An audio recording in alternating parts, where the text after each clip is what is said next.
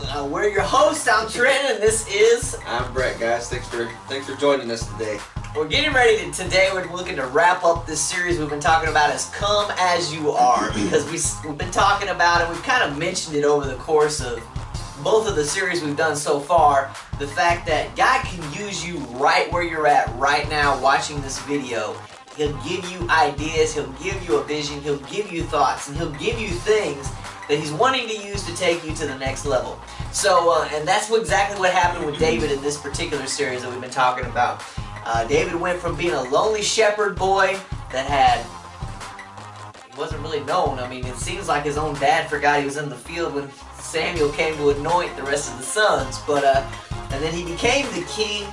Today we'll kind of sum up all that and get to where we're headed today, though. But what's up, Brett? What's been going on? You know, man, as we've been through this, one of the main themes that we've talked about is move.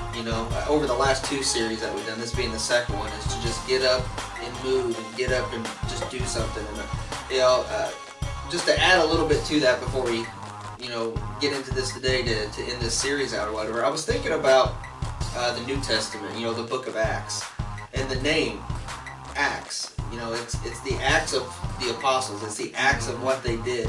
And as you think about if the beginning of the Christian church, if we never would have had that book, we never would have had a movement. Nobody would have done anything. We wouldn't be here, possibly. So as you read through the book of Acts, look at it. Kind of look at it this way: it's if they wouldn't have done what they did in the book of Acts, they had to get up and they had to move and they had to get up and do something. So that's kind of what we've been talking about all throughout this series is, so what's your act going to be, I guess is what I'm trying to say. What is it that God's calling you to do that you need to act upon? So just maybe think about that as we finish up today.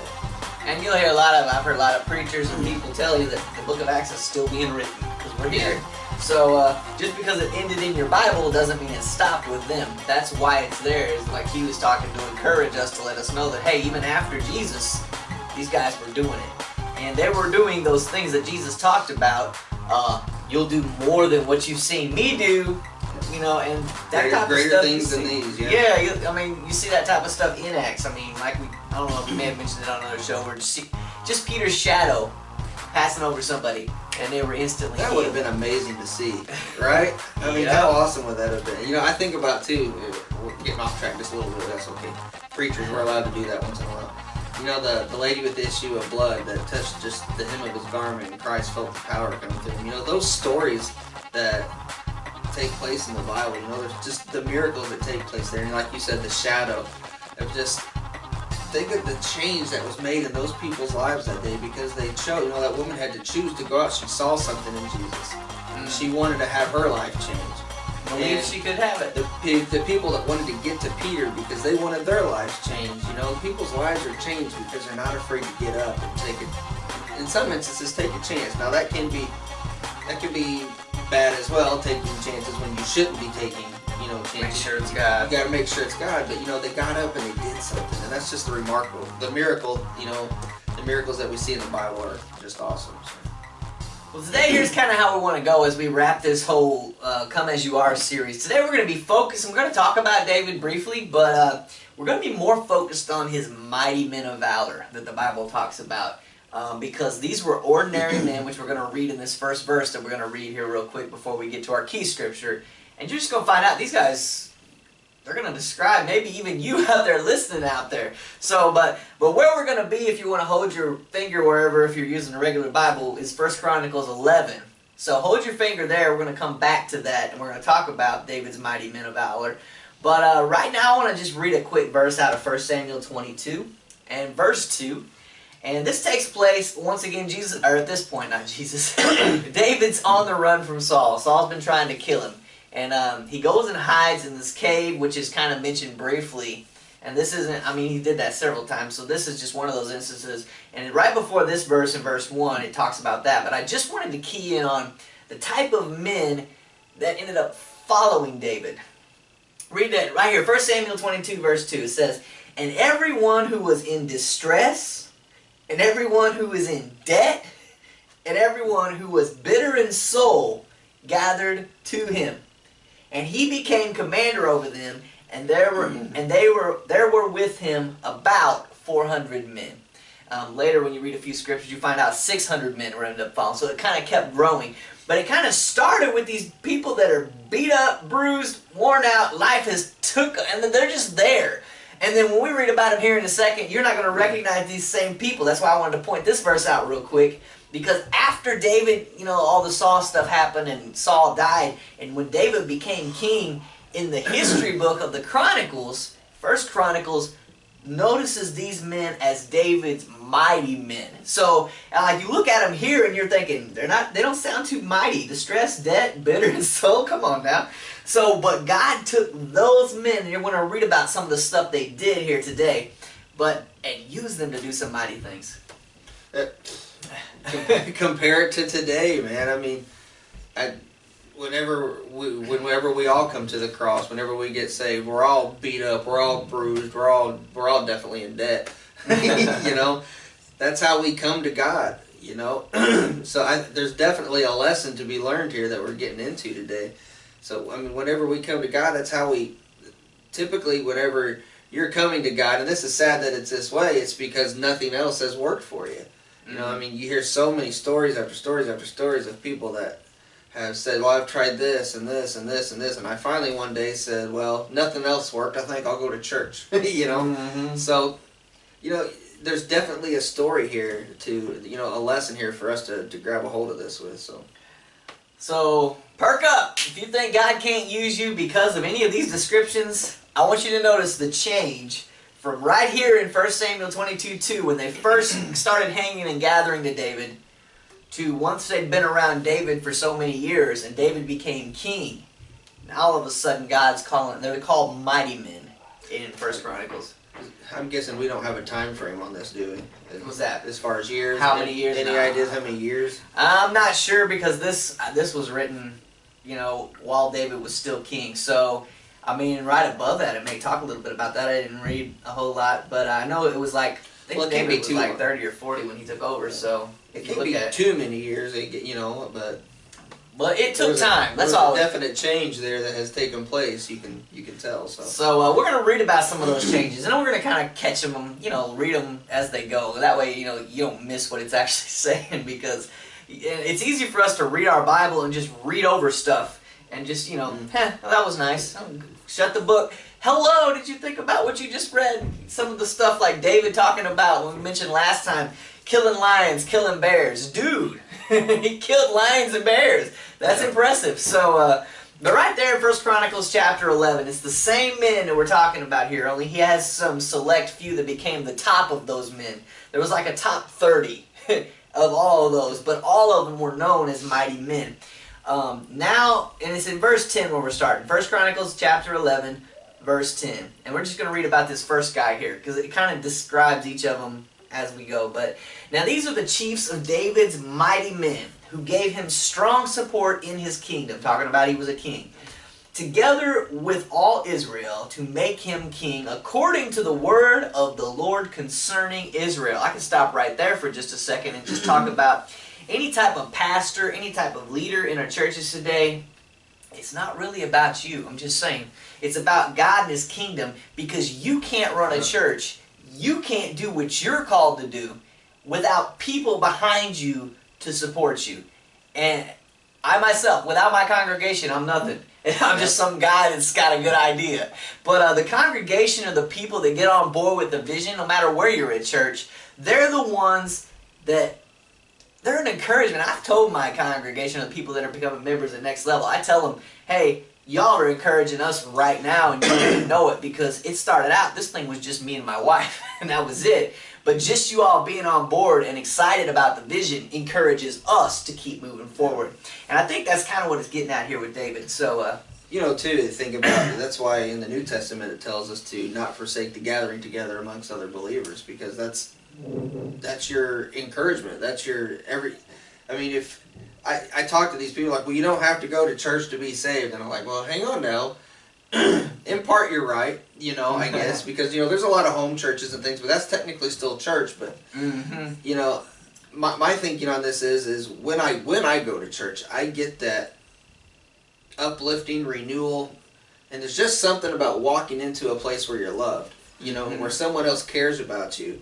So, you know, that gathering together, it's a support net. It's something that wraps around you and it lifts you up, you know, and it gives you that encouragement. So, in some sense, you become a mighty man when you get in there. You know, you feel like a mighty man. You know, when you've got your congregation backing you and you see starting your church out, you're getting more and more support. It's got to feel good to know that people's finally starting to gather around you. And it's the same way in any church. You need to gather around your pastor. Lift your pastor up in prayer, because he can't do the church thing without the congregation. So if there's no congregation, there's no point in having a pastor. Yeah. You know, so I mean, it takes all of us working together to make this thing happen. Yeah, he gave some to be pastors, teachers, all that whole thing, prophets, evangelists, all of that. But then it's the people that really, the ones that are making a difference, are the ones that are just there. You're all ministers, whether you like it or not. Yes, exactly. You're all ministers. We talk about that in our Growth Tribe, in our first class. It talks about the people are the ministers and the pastors are the administrators. So basically the people are the ones helping us serve the people, and we're just kind of there to help oversee. You got questions, things you need to bring to us. That's what we're there for, is to help you as you minister. So those people that say, well, I don't want to be a minister, I just want to come to church. Well, then you're missing the whole point of being a Christian, because the last thing, I was just talking to my wife about this today, the last thing that Jesus told us to do was go. Mm-hmm. It wasn't go home and sit on the couch. It was go out into the whole world. Boom. At that point, you're a minister. Whether you know, that's what you got into when you became a Christian. You became a minister. Now, it may not be pastor, teacher, evangelist thing, but you became a minister of the gospel. And that's your calling as a Christian, and that's what we're told to go and do. So don't, I guess to wrap that up, don't underestimate your importance, especially if you're part of a church family. If you're not a part of a church family, I want to encourage you right now, you need to be a part of a church family. Whether that's a house church and you're gathering with people, the Bible encourages that all the time. That's one another is listed, I don't even remember how many times, but it's several times in the Bible. And I think it's something like 362, which is almost once every day of the year. I think I heard a pastor talk about. So one another is very important in that fellowship and that encouragement, because we all go through a week, and sometimes those weeks can be rough. I can't wait till Sunday. I get excited just to get with other people of the church. I mean, one of our things that we used to do at my church was, we'd text each other, it'd be like, Sunday coming down, like, just like, here, it's Friday, we're almost there, Mm-hmm. So that's, it's something to look forward to when you get to gather amongst people, Well, let's just read that next verse there. There's something cool happening. I don't know if we'll get through all of the descriptions of the men today, but if not, I want to go ahead and encourage you to read this. And it's talking about the same group of guys that we just talked about, the distressed, the debt-filled, and the bitter ones. And now all of a sudden they're mighty men, and history remembers them as mighty men, not what they were messed up when they first came in. So that's kind of the encouragement there, and get behind your leaders, because that's exactly what, and it just said it here in the text, who gave him strong support in his kingdom, together with all of Israel, to make him king. Because if it wouldn't have been for the people supporting him, he ain't a king, he's just out. Even though God had promised it, so you knew it was going to come to pass, but God will bring other people. A vision coming together, it takes people, and you can't do it by yourself. If it's a God vision, you can't do it by yourself. He's going to have other people come alongside you to help you make it happen. But verse 11, just read this first guy, and I'm not sure on pronunciations, guys. I'm going to let you know right now. But we're going to try. We're going to do the best I can. But this is an account of David's mighty men, and it's beginning, and it's going to list some stuff here. We're just going to talk about the first one, because it's pretty impressive just what he did. Jashobeam, I think is how you say that, or Jashobeam, a Hatchmanite, was chief of the three, and you'll learn who the three is over the next few verses down. He wielded his spear against 300, whom he killed at one time. One guy killed 300 men by himself at one time.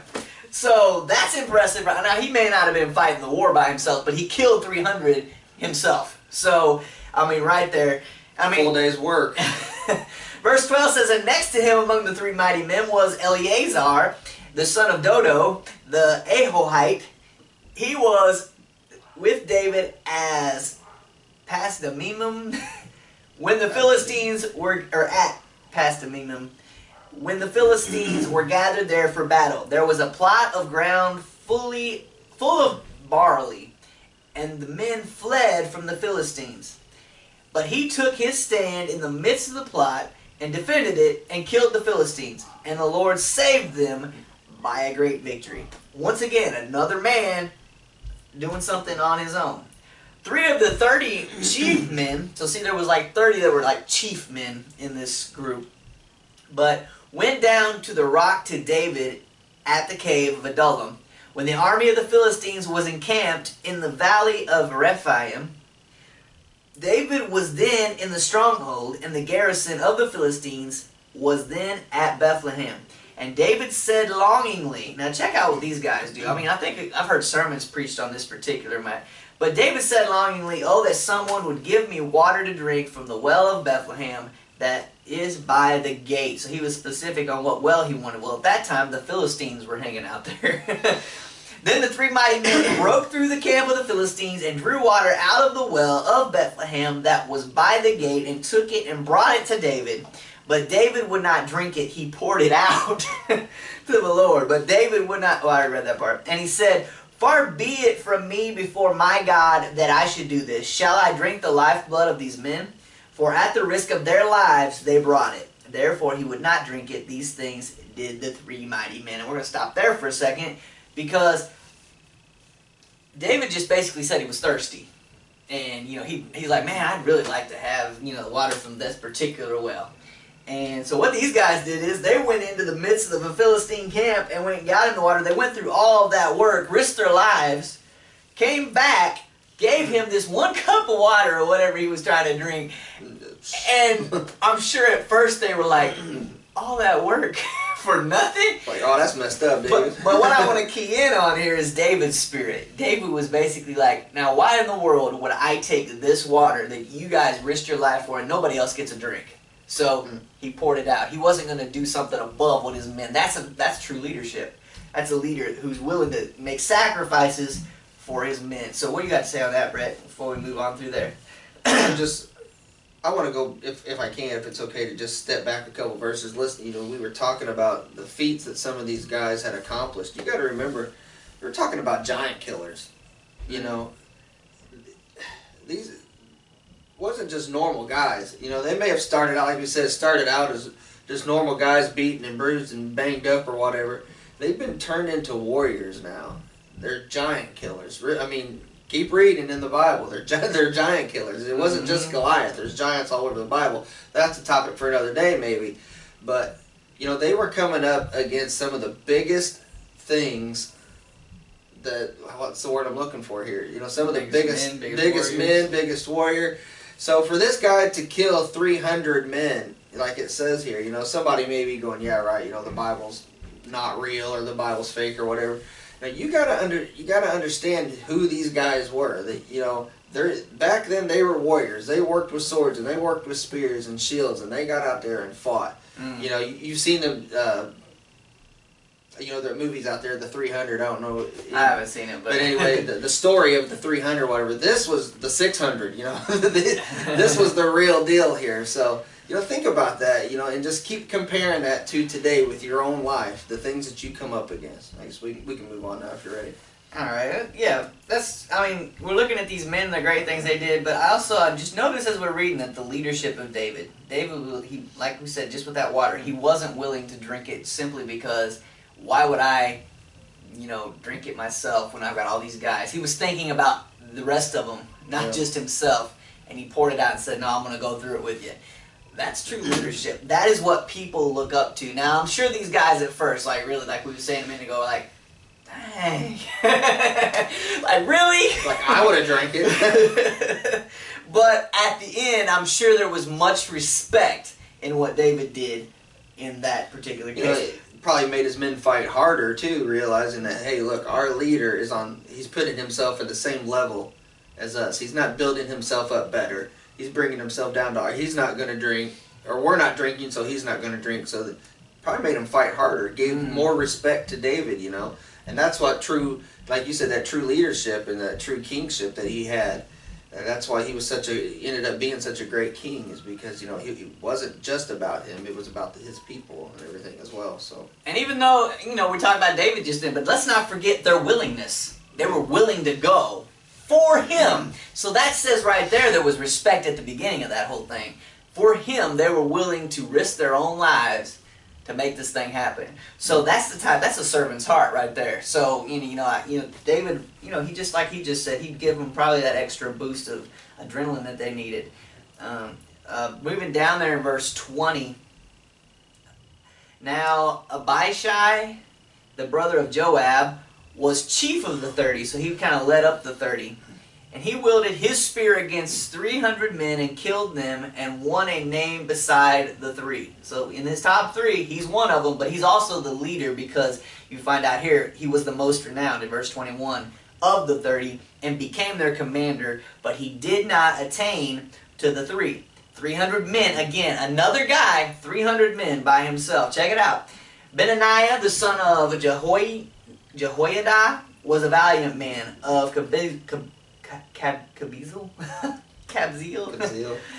a doer of great deeds. He struck down 2 heroes of Moab. He also went down and struck down a lion in a pit. Who does that sound like? On a day when the snow had fallen, or some translations said on a snowy day. So who does that remind you of? His leader David had killed lions. His leader David had. So a good leader, it's going to filter down into the rest of the ones that are following you. And that's what makes people want to follow you, because they see that leadership. I'm not going after no lion, man. And this is just one of the men. Also, here's one of the things he's talking about giants. Verse 23 said, and he struck down an Egyptian, a man of great stature, 5 cubits tall. We did a little research before we started this. A cubit is approximately 18 inches, and some, you know, it's from here to here, basically, it's approximately 18 inches. So that puts this man at about 7.5 feet tall. So he's a big dude, he ain't a little dude. The Egyptian had in his hand a spear like a weaver's beam, but Benaniah went down to him, and who's this sound like again, with a staff, and snatched the spear out of the Egyptian's hand and killed him with his own spear. Sounds like David again. We heard about Goliath last time. We talked about him killing Goliath. He approached him with a sling and a staff, and then he killed him the rest of the way with his own sword, but his own spear. These things did Benaniah the son of Jehoiada, and won a name beside the 3 mighty men. So it's another one of the 3. He was renowned among the 30, but he did not attain to the 3. And David set him over as his bodyguard, or set him over his bodyguard. Yeah. And we're not going to read there. After that, it just kind of lists them, and I encourage you to go down there and read it. I mean, there's a bunch of names. Yeah, there's no way we're getting through all. Yeah, we're going to stop there, but I just want to, that's the point of today's show, and we talked a little bit about congregation, you supporting your leader, is to show you, come as you are. God can use you. No matter if you're in debt, you're in distress, you got a bitter soul, you're beat, bang, whatever, God can use you. A willing vessel is going to get used every single time, because God is going to use those that want to be used. You know, you keep pushing God away, you keep running from God, or whatever. You know, God's going to use those that are before Him, that are willing, excuse me, that are ready to be used, because those are the ones He can do something with. Mm-hmm. You know, so on our part, it takes coming before God saying, "Use me." You know, and be careful, because when you do, He will. Yeah. I guarantee it. So He's not going to give you more than you can handle, but you know, at the same time, He may put you into something on a journey to a place you've never been before, something new that you maybe never thought you'd be in before. That's what happened to me. You know, that's what happened to him. But so, you know, just this to me, this series is it's really kind of opened my eyes too, to make me think about some things about, excuse me, how we need to come before God, how we need to be willing, and how we need to realize that God can do so much through somebody who thinks they're so little. You know, who's somebody who thinks that they're nothing. You have no idea what God can use you for. Yeah. Because I'm just this little old guy from wherever in the world, and you know, Dungle, Illinois, 500 people population. Yeah, I think there's 900. No, I think it's dropped. Well, the school had 300 at the time, so that tells you something there. But you know, and it's not you don't need to think that, well, man, God, what's God going to use me for? Am I going to change the whole world? No, you may not change the whole world, but you may change the world for one person. And I know that maybe that sounds corny, but it's the truth. Just with the few people that I've led to the Lord, I wonder how many are they going to lead to the Lord? What are they going to do with the information and the knowledge they've got? And now you getting into building your church up now. Think of the impact that one sermon's going to have. Is going to go out to a multitude of people, and then they can take that, and then they can take that. See, it's not just about you, and that's what you've been saying this whole time. It's not just about me. It's not just about you guys. It's about what you guys are going to do, and then what the people who hear what God's doing with you are going to take and do, and it's going to go out to the whole world.